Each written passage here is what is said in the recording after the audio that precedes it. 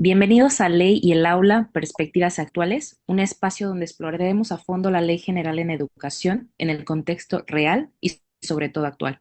Desglosaremos sus implicaciones y desafíos y deseamos que nos acompañes en este análisis dinámico donde contaremos con la honorable presencia de la maestra Concepción Velasco y el maestro Alexis Climaco. Y recuerden que si nos escuchan por medio de plataformas digitales, recuerden suscribirse y darle like a este video si les gusta nuestro contenido. Nuestra pregunta para dar inicio a este episodio es: ¿cómo se vive la Ley General en Educación en la práctica real y qué revela sobre federalismo, equidad y proceso educativo?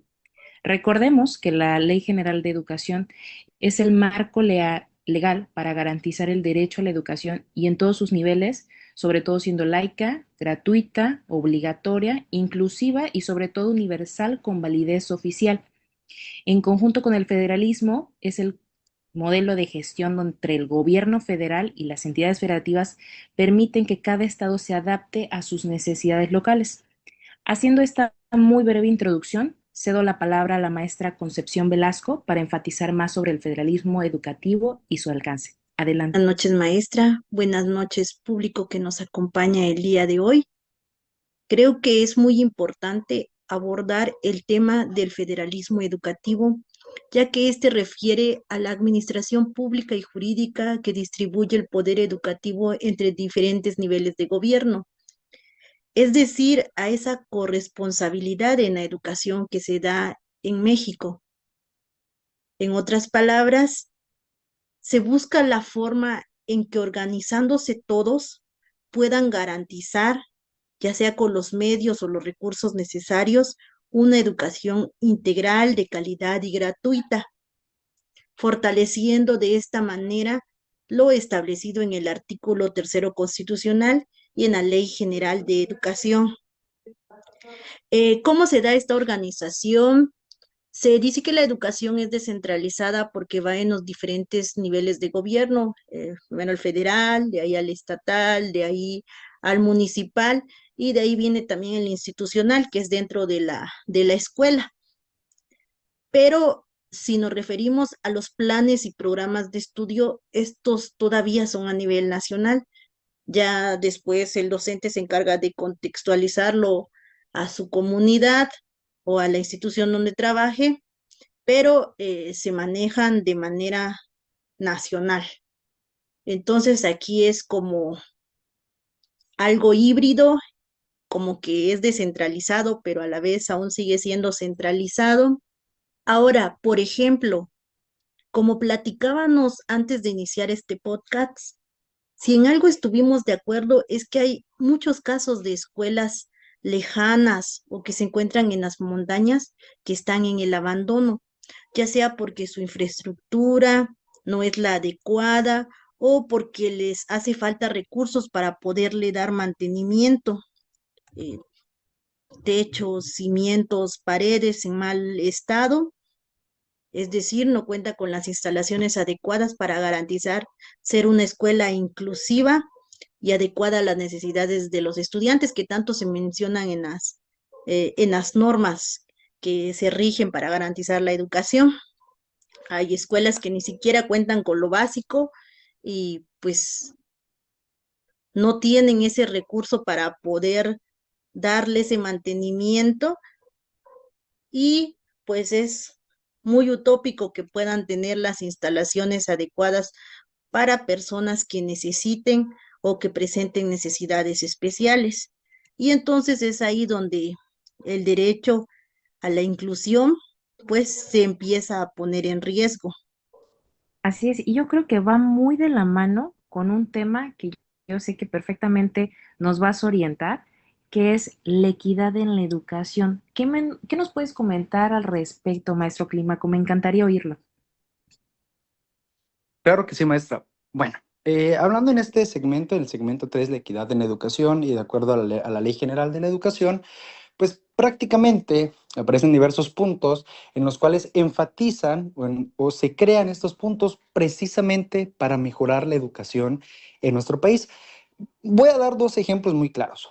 Uno es el de las becas, esos incentivos económicos que se le dan a los estudiantes para que logren terminar su nivel básico y el nivel medio superior. En este caso es un programa muy importante y es muy bueno porque precisamente lo que se busca es que los estudiantes logren terminar hasta su bachillerato. Eso está muy bien. Sin embargo, entran muchos otros factores, como pues lo son la corrupción, fraudes y por supuesto es de que muchas veces los alumnos solo llegan a estudiar para recibir ese dinero, no le echan ganas, reprueban, muchos están inscritos pero no van. Entonces, si se quiere mejorar la calidad de la educación, yo creo que se tiene que hacer énfasis en una regulación, cosa que no lo está viendo actualmente. ¿Ustedes qué piensan? Ahorita me dan su opinión. Y otro punto muy importante es pensar en el docente. Pensar en el docente es eh, aplicar, bueno, de acuerdo a la ley general de la educación, en este segmento principalmente hablando, hay bonos, o en teoría deben de existir bonos, a los docentes que los mandan a zonas muy marginadas, principalmente en el sureste mexicano. Estados como Oaxaca, Guerrero, Chiapas, tienen zonas muy remotas, en las cuales las instituciones académicas cuentan con infraestructuras bastante decadentes, zonas rurales bastante alejadas que no cuentan con los servicios básicos muchas veces, y pues muchas veces no se piensa en ello.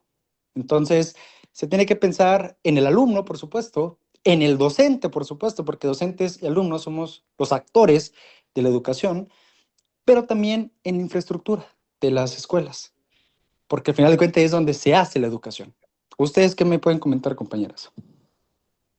Así es, maestro. Considero que para que haya esa cuestión de equidad, para que ese concepto pueda comprenderse en todo lo que, en todo su significado, deben superarse esas barreras, ¿no? Tanto de esta cuestión de las limitantes que le ponen a los docentes, de tal vez los programas que se destinan para los estudiantes, como son el caso de las becas, pero checar que realmente se estén utilizando pues para el fin que tienen, ¿no? Y que no estén siendo gastadas en otras cosas, porque hay estudiantes que llegan con pues zapatos rotos, ropa desgastada, incluso sin el corte correcto, por decir que no tienen el dinero necesario para poder subsidiar esos gastos y sin embargo están siendo o cuentan con una beca. Entonces, ¿qué es lo que está pasando ahí? Es lo que nos debemos preguntar y por eso sería importante que se le diera un seguimiento a cómo se da este otorgamiento de becas y que sí esté utilizado para los fines para los que fue creado.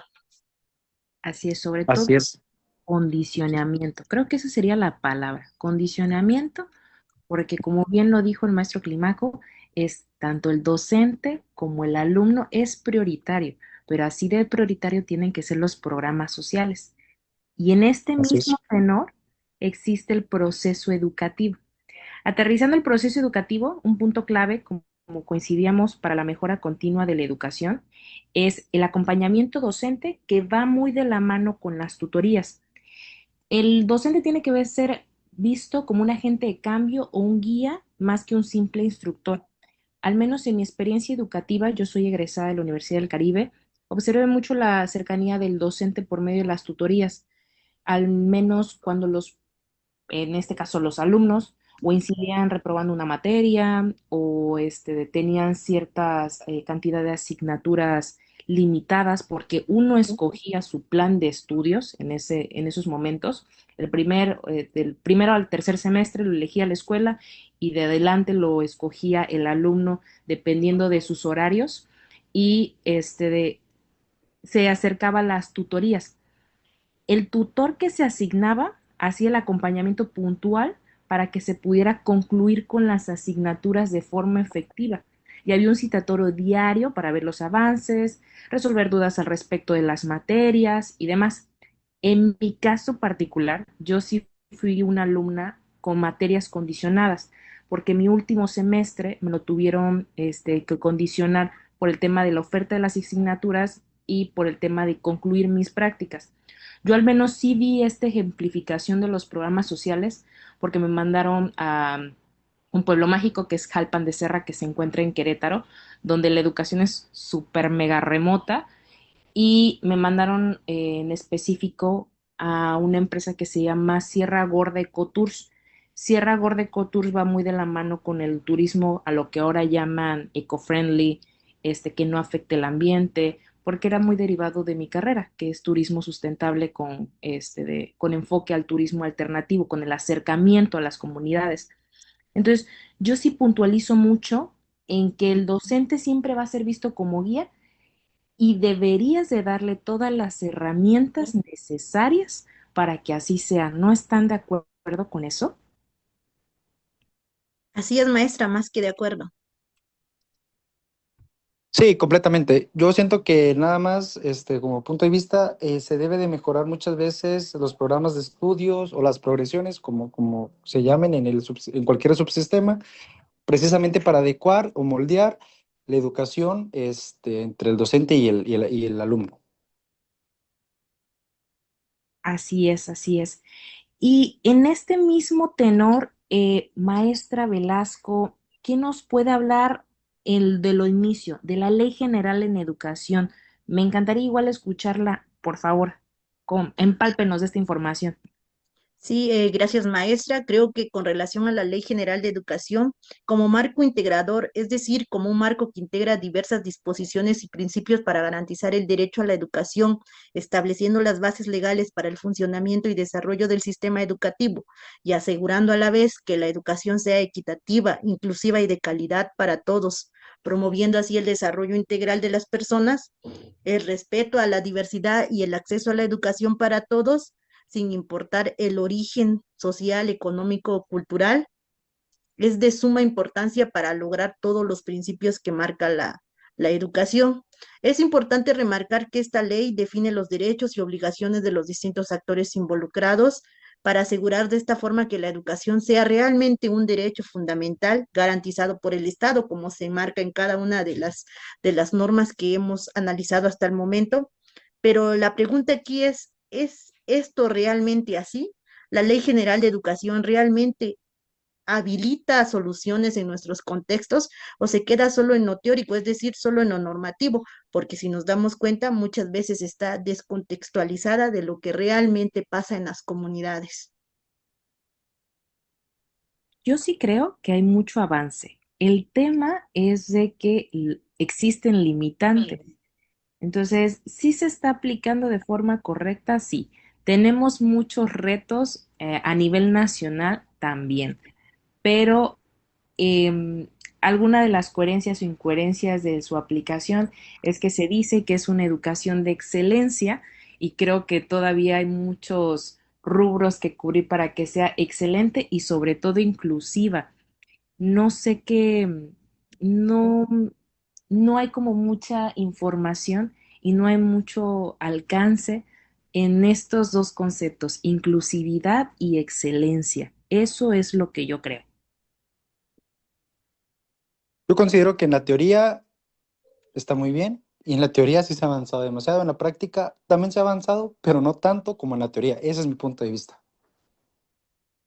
Yo sé que en este tema nos podemos explayar, pero el tiempo se nos va. Nuestro público querido, yo sé que quisiera escuchar más de este tema y por favor, maestro Clímaco, ¿nos podemos dar un cierre de toda esta información que estamos tocando el día de hoy? Claro que sí, compañeras, público en general. Voy a enfatizar nada más en dos puntos muy rapidito. El primero es acerca del apartado de los incentivos económicos de las becas que se le dan a los estudiantes. Considero que debe, haber una mejor regulación en eso, cosa que no la hay.